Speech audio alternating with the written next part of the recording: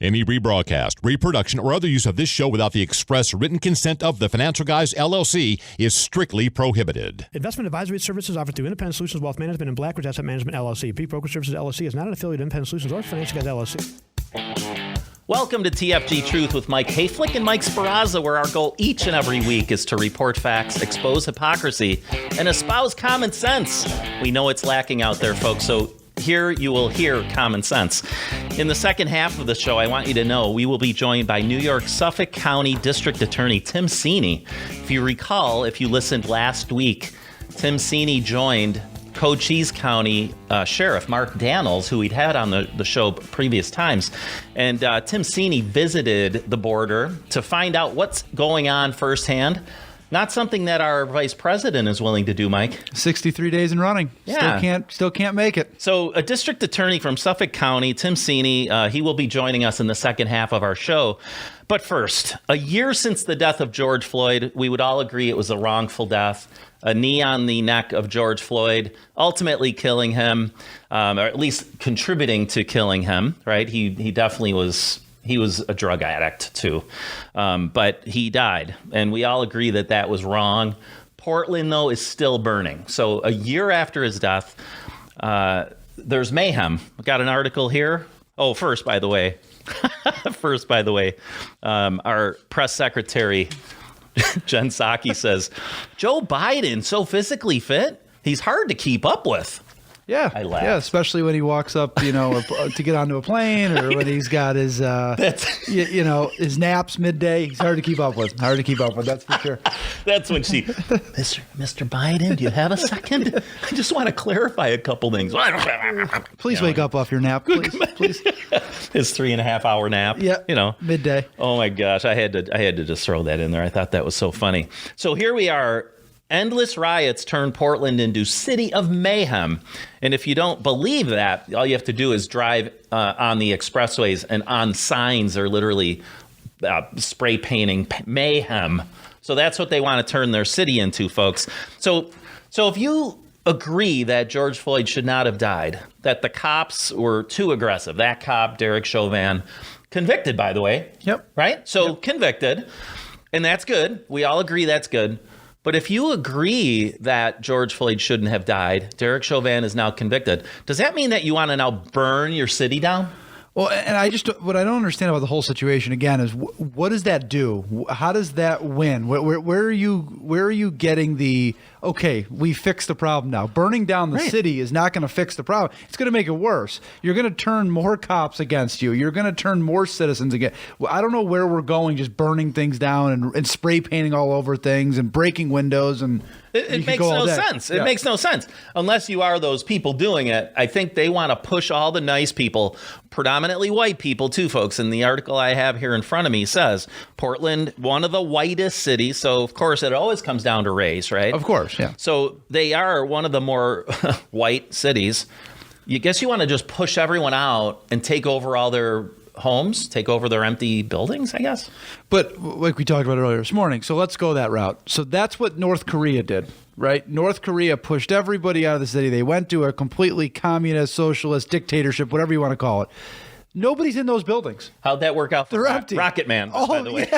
Yeah. I mean, they're empty. They have one of the most beautiful buildings in the world right in the middle of their city, and it's not one person in it. Right.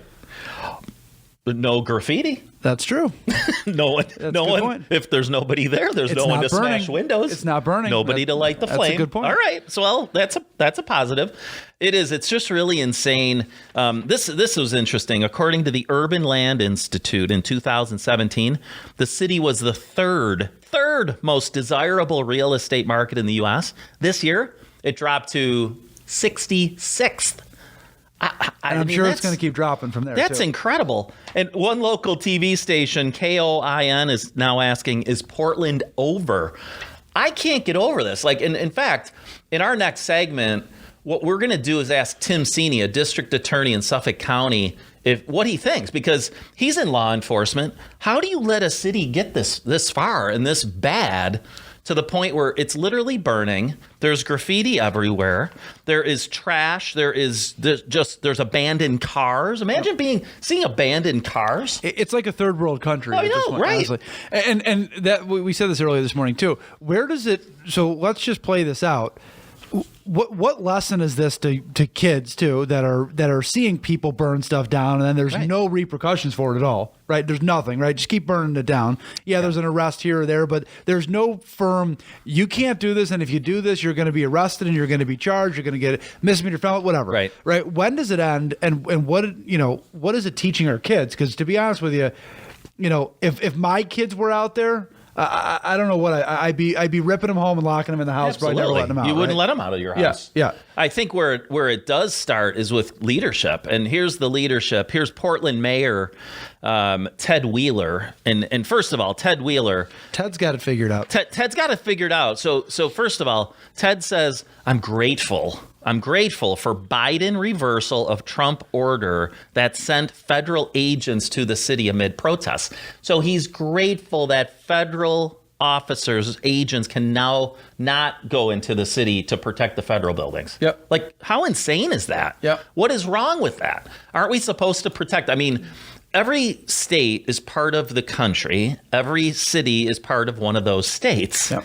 How is Ted Wheeler allowed to say, no, federal agents, you can't come in here. We're reversing that order. I mean, don't you miss Trump, by the way? Yeah. I mean, yeah, you do. And especially like the theme of our program, as you know, folks, if you're listening and have listened, reporting facts, exposing hypocrisy, and espousing common sense. Trump would do all of those things. We could argue that some of the facts, he'd get a little bit bungled. I mean, he was not he wasn't one to come up and report exactly the numbers that you might, what I mean? Yeah, he wasn't doing Excel sheets. He was not. He was not. He's a bigger thinker. Yep. If something just didn't smell right, he was going to go find out why. But let's talk about common sense, though. Let's talk about common sense. Burning your city down doesn't seem like common sense to me, right? Breaking windows of businesses doesn't seem like common sense to me. No. Fighting, against the police and law enforcement doesn't seem like common sense to me. I don't care where you're from, what you believe, and where you live. Doesn't seem like a winning formula. It's unbelievable. And here, so that's Ted Wheeler. But then let me read a couple of the tweets. This is from Governor Kate Brown, Oregon Governor Kate Brown. These are the first tweets that she says after the 1-year anniversary of George Floyd's death. Oregonians marched in the streets, raising their voices in a clarion call for change. Oregon's lawmakers passed reforms for police accountability. A jury held Derek Chauvin accountable and found him guilty for his crimes. All that sounds good, right? But let me go back to, so we're holding police accountable, but not the people of your city or state or country accountable. No. So just the police need to be accountable. Everybody else, forget about it. Doesn't matter. Right. And on that note, so she says these things. These are all good facts. Yes, they marched. They want change. They passed police reform. Derek Chauvin accountable, found him guilty. You know what the last 4 words of her tweet are? This is not enough. There it is. If that's not a call for those folks that are in the streets, those rioters to more, add more graffiti, smash windows, cars, light things on fire, I don't know what is. Again, where does it end? That would be my end of my statement. Where does it end? Right. I just think it ends with good leadership, right? I mean, good leadership doesn't say all these things that happen to correct this atrocity, right? This tragedy. She says, this is not enough. Then she says, in the last year, we said his name. We called for justice for George Floyd. And she goes on, we declared that Black Lives Matter, that George Floyd's life mattered. Yes, we did. Yep. We did. Yep. And your city continues to burn. George Floyd will never truly have justice. I hope his family can find some peace. And in the years to come, we can continue to strive toward a more just and equitable future in his name. These are all positive things, but she's saying this is not enough. It's never going to be enough. We have lost too many more Black lives in the year since George Floyd's death. So get out and burn things down, folks. Yep. I mean, it's insane. It's insane. It really is. I do think we have our guest up here, ready to go. Oh, good. So you want to take a quick pause? So folks, don't go away. After this very brief break, we're going to be bringing on Tim Sini, District attorney in Suffolk County, New York. Tim visited with Mark Daniels down in Cochise County, Arizona last week. We were actually very happy to have him on as sort of a surprise guest with Mark Daniels. In just a moment, we're going to get an update on to how his visit down in Cochise County, Arizona went. So folks, stay tuned. We'll be right back.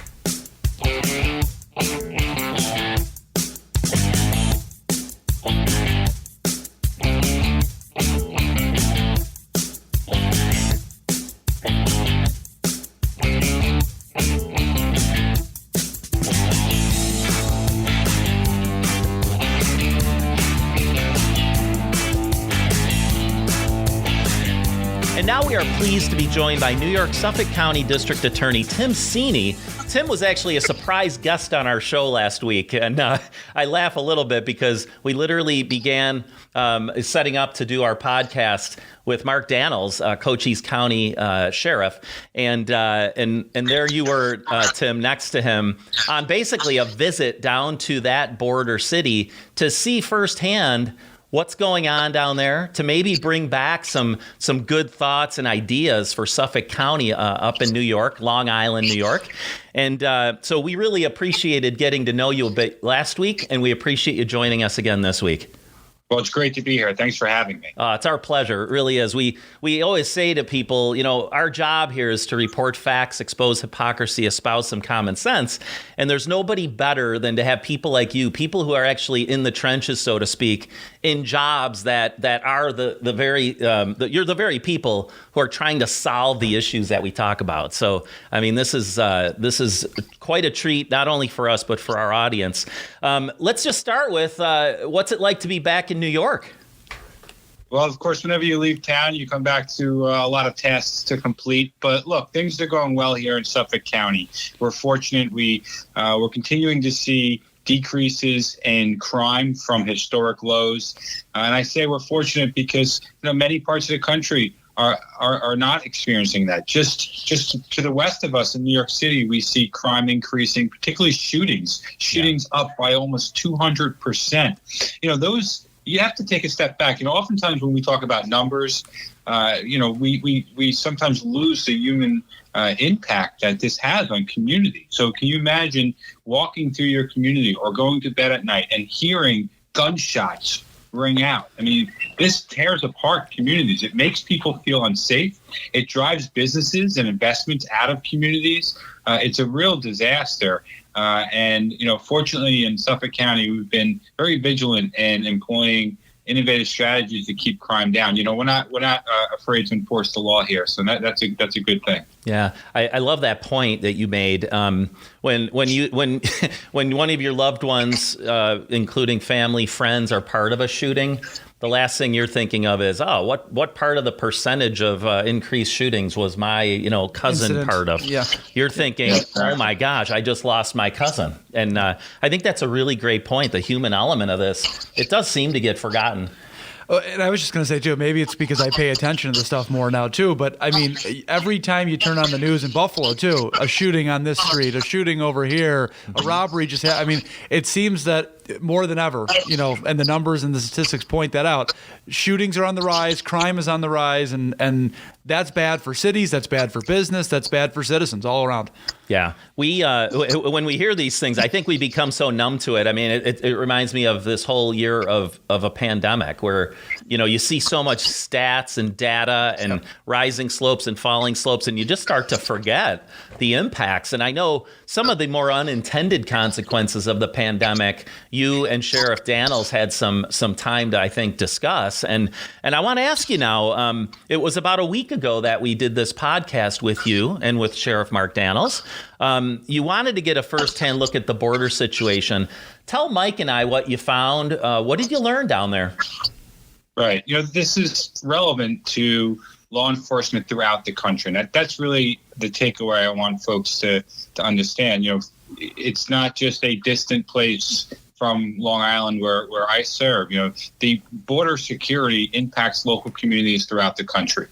And in particular, in my community, I'm concerned about drugs. And we know that most of our drugs come across the U.S.-Mexican border by the cartels.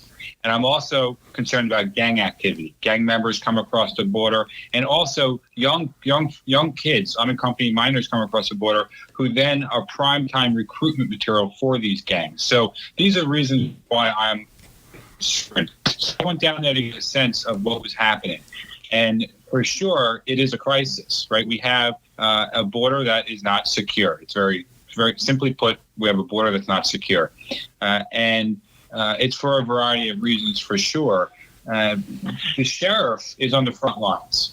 And so he was a perfect person for me to connect with and get a sense of what was happening down there.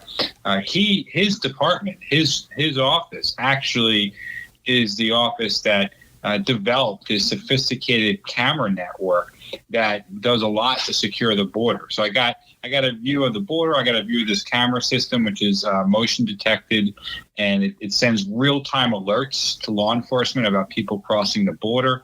And I got to meet with Customs, U.S. Customs and Border Patrol. I got to go to a point of entry. When we were walking the border, we actually saw a cartel scout. And when he spotted us, he moved into his hideaway. So that was certainly very interesting to see. It just gives me context as to what I'm seeing. They're detecting 6 people just in that county. They're detecting 6 people illegally crossing the border every hour of every day. That's, first of all, just one county. And secondly, that's just what they're detecting. So, those are big numbers. And these are folks dressed in full camouflage, with booties on their feet. So these are people who are being brought here with the assistance or at the direction of the cartel. Well, and like you just said too, Tim, with the drug thing, think about how many drugs that border finds every year or week or month or day, right? Like you just said with the people coming over too, think about how much they don't find, how much actually gets over here, how much actually is circulated throughout our country. It's a really scary thought. Right. And, it's also, so you have bad actors who are coming across the border. And then in addition to that, you have people who are being taken advantage of by the cartels. So oftentimes when we have this conversation about border security and immigration, people lose sight of the fact that, yes, it is about United States security. And we shouldn't be shy about talking about that. But it's also about protecting folks who are being taken advantage of by the cartels who are being trafficked across the border. So it's a real crisis for our national security, for local communities, as well as a humanitarian crisis. And we need to take more action. And I wanted to be able to speak to it, and I just felt that I couldn't really speak to it unless I saw it and went down there and sort of the old saying, smelled it, touched it, felt it. Yeah. And, this is not going to be my last trip. There are other parts of the border that I want to see. The border is diverse, right? So there are different issues at different parts of the border. So I definitely want to make other trips, including to Southern California. And I want to, remain current on these issues so that I can add some voice and that I can also help my community respond to what is undoubtedly going to be a surge of folks coming to Suffolk County, especially through a program called the UAC program, the Unaccompanied Alien Children Program. We're one of the largest recipients of UACs in the country. So, like I said, we're thousands of miles away from the border, yet we're one of the largest recipients in the country. And, this is a major issue for local governments that the federal government has really done nothing about. And so we need to really take a hard look at that program. And if we're going to administer it, it's got to be administered effectively. He just said something that's great, right? I want to experience it for myself. I want to see it. I want to feel it, right? I wish people, maybe Kamala Harris had that same sentiment. Joe Biden maybe had the same sentiment, because that would be good for them to maybe go see. And Tim, I know this maybe is not a topic that you touch on, but I would love to see somebody like that go down there and put some effort in. I think they would too if they actually cared. I agree. I just don't think. I think if you care about something enough, like you did, Tim, going down to the border, you made it happen, right? Your staff, you arranged to get down there. You spent time down there with one of the utmost experts, Sheriff Mark Daniels. You did it because you care and you want to actually make a difference back in Suffolk County. These people, President Biden, Vice President Harris, do not care. They do not care. I'm convinced. And I don't want to hear you don't have time in your schedule either. Oh, think, Tim, you just said it. You're getting back. You've got a million things in your mind. If you found time, anybody can find time. And that to me is the most ridiculous part. Like, what do you mean you don't have the time? It's your job. It's your job. And that's where I think it doesn't take long for people to realize that it's just a lie. They just don't care to fix this problem. A couple things that made me want to follow up with you on this, Tim. Now, you were down there. You said there's these cameras that can detect the actual illegal migration into our country. What happens when they actually see people? Like, do they have a whole force that comes out of one central location and just basically races to that border spot to try to get these folks that are coming over? Do they have a lot of little, almost like hot spots where they wait because they know that those are the more frequented places? So can you give us a little sense of how that actually works? Sure. So they get real-time notifications, which is really neat to see.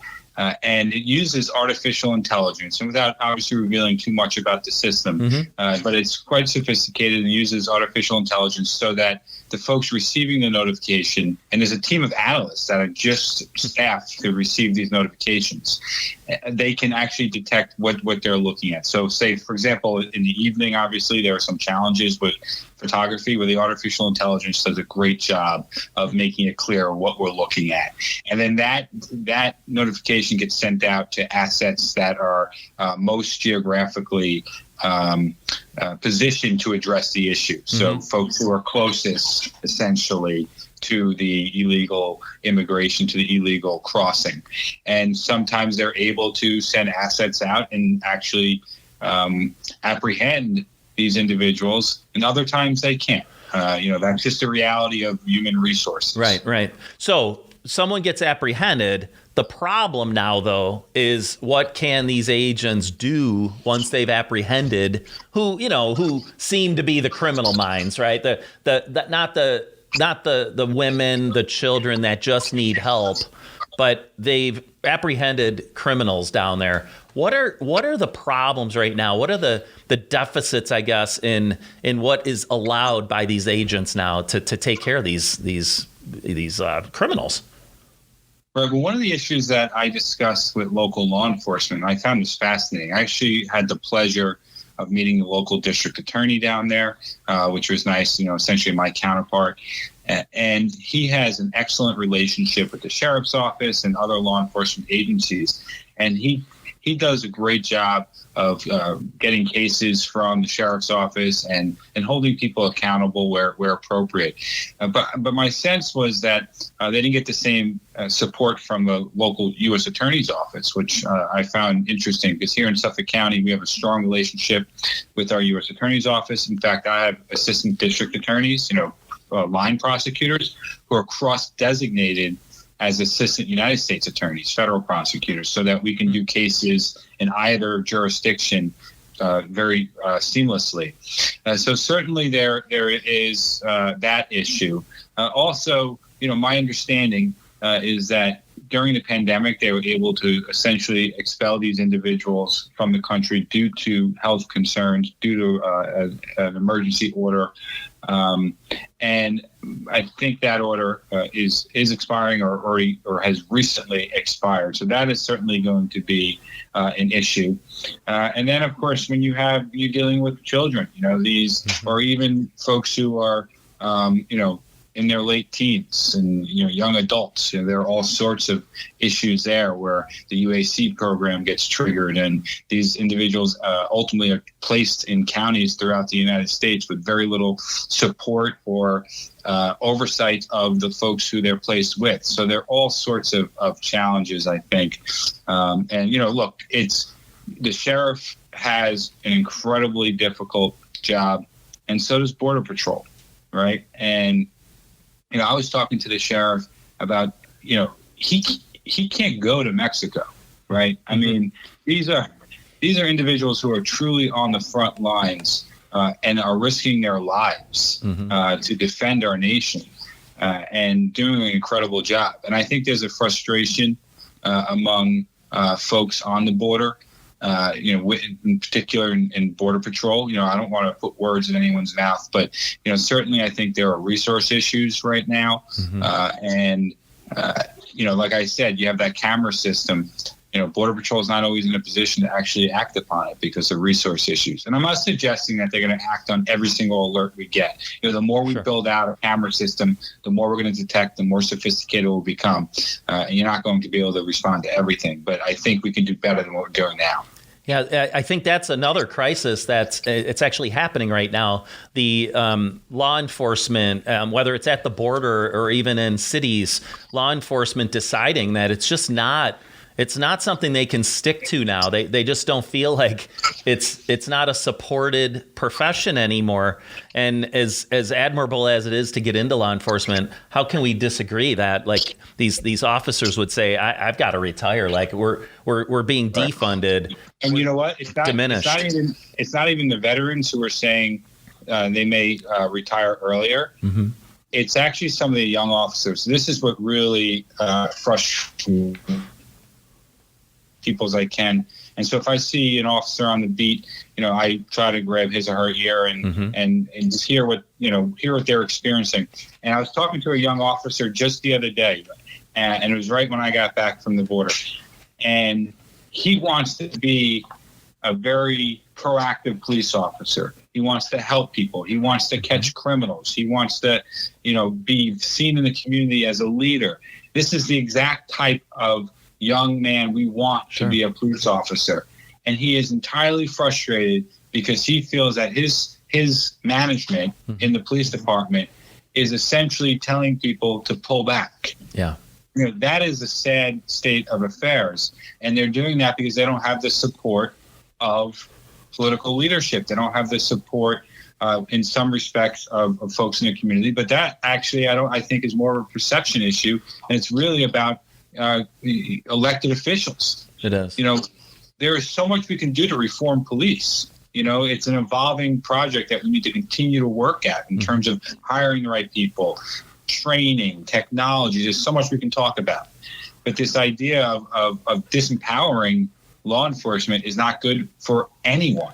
Well, and I'll tell you, we've talked to a few police officers. Sheriff Daniels is one, Sheriff Naco in Florida. We had a local police officer here that we interviewed a couple months back when we first started doing this. Mm-hmm. And all of them agree, every single one of them agree, yeah, reform is needed. We need to fix things. Police officers are saying that, right? So I don't think that's a debate anymore, whether it needs to be reformed or what needs to happen. But no matter what, if you keep beating these guys up and I don't mean physically beating them up, but mentally beating them up and tearing them down and ripping them apart and belittling them to the public, it's not going to make it better. I'll tell you that much. It's not going to make it better when these officers hear all the time, they're terrible people, they're racist, they don't respect anyone. I mean, that's just not going to fix the problem. And that's all that's said in the media and, in probably a lot of public and private conversations too. Mm-hmm. And it's happening in, Twitter censoring a Back the Blue type event, right? Not allowing that because they're saying that it's creating unrest. It's a social issue that they don't want. It's getting insane. We actually started the podcast today talking about Portland and how Portland is still burning. I mean, talk about poor leadership in Kate Brown and Ted Wheeler.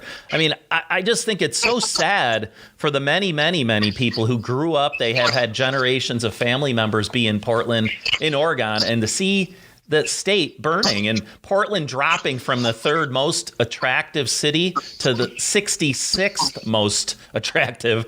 I mean, it's really a shame, and it seems almost criminal to me that these politicians are allowed to just let it unravel as it is. Let us just finish the podcast today, Tim, with You went down to the border. You've gone back now to Suffolk County. What are some of the things that you're going to sort of, advocate for in terms of policy change? What did you realize when you were down there that you can now bring back and help your own county with? So I think there's a number of things. One, certainly I'm focused on the USC program. I'm seeing the numbers rise.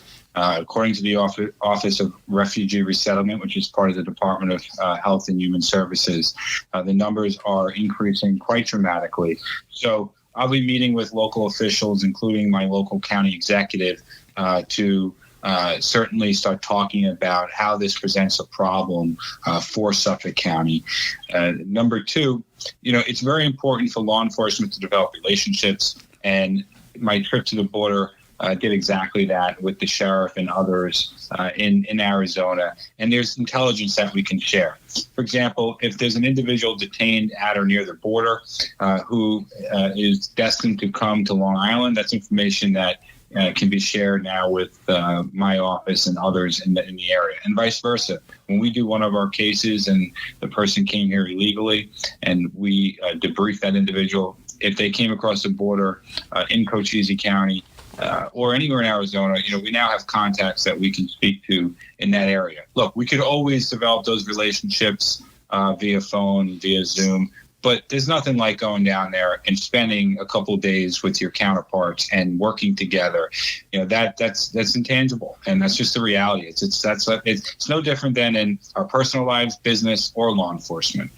And Tim, I have one kind of follow-up to that before we let you go. For those out there who don't think there's an issue or who think the border is totally fine, we're keep doing what we're doing right now. Can you give one point on why that's wrong or why we do need some help down there? Well, just in one county, the illegal crossings are up 10 times. I mean, this is an issue, and it's an issue for a number of reasons. Drugs are moving across the border more fluidly. Criminals are moving across the border more fluidly. Where do you think they're going to go? The drugs and the criminals. You think they're just going to hang out in Cochise County? No, they don't. They pass through and they go to your communities. And so sometimes within days or sometimes even within hours, they're showing up in Suffolk County. Right? They move quickly, and there's a whole network of how folks are moved. There's stash houses. There's wait areas. It costs. It's a big money business, and the cartels are making billions of dollars because of our insecurity. And you said it last week when we talked, and I thought it was a fantastic point about these kids that come up and they get there's an option here: join our gang. Right? Or we'll kill you too, is what you said last week, right? Right. Join our gang or you're done. Absolutely. You have these children who are, typically not with their parents, or at least they're temporarily estranged from their parents, and they cross the border, which is a traumatic experience in itself. And then they're, detained by federal law enforcement, which has got to be tremendously frightening. And then they're placed in a foreign community, not knowing the language, not knowing the culture, and a gang who comes from their country, say like MS-13, who comes from the Northern Triangle countries, approaches them and say, hey, we can put some money in your pocket, give you a sense of belonging, take care of you, protect you. And by the way, if you don't want to join us, we'll kill you or your family down in El Salvador. I mean, what are these kids going to do? Yeah, they literally do have, I guess, metaphorically and maybe like literally have a gun to their heads. Yeah. So you're right. Yep. That's exactly right. Yeah. Typically a machete. Yeah. Unreal. Well, we appreciate the time again. District Attorney, Suffolk County, Tim Sini. I wrote down these 3 words. You care, you have a commitment, and you're competent. And we appreciate everything you do. We appreciate everything that law enforcement does here in our own city, at the border. And you, people like you, Tim, district attorneys that are trying to enforce these laws and keep these criminals off the streets, keep the fentanyl, keep the opioids out of our kids' bodies. What was it? An 800% increase that I think Texas saw of fentanyl coming over the border. It's getting insane, absolutely insane. And thank goodness we have elections, because we can get hopefully these bad players like the Biden-Harris administration who seem to not care. Get them out. We've got to protect our border again. I was just going to say that, Tim, thank you for taking your time to go down there and actually care about seeing what's going on, right? We appreciate that, because a lot of people that we see don't do that type of thing. So it's very much appreciated that you take the time and care to go down there and see for yourself what's going on.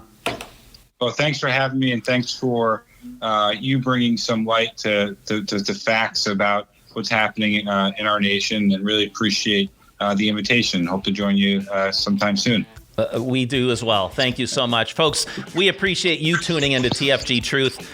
Keep up the good fight, as Tim Sini is doing, as we are trying to do by reporting these things. Again, facts, exposing the hypocrisy, espousing common sense. For Mike Sperrazza, I'm Mike Hoeflich. We'll be back next week.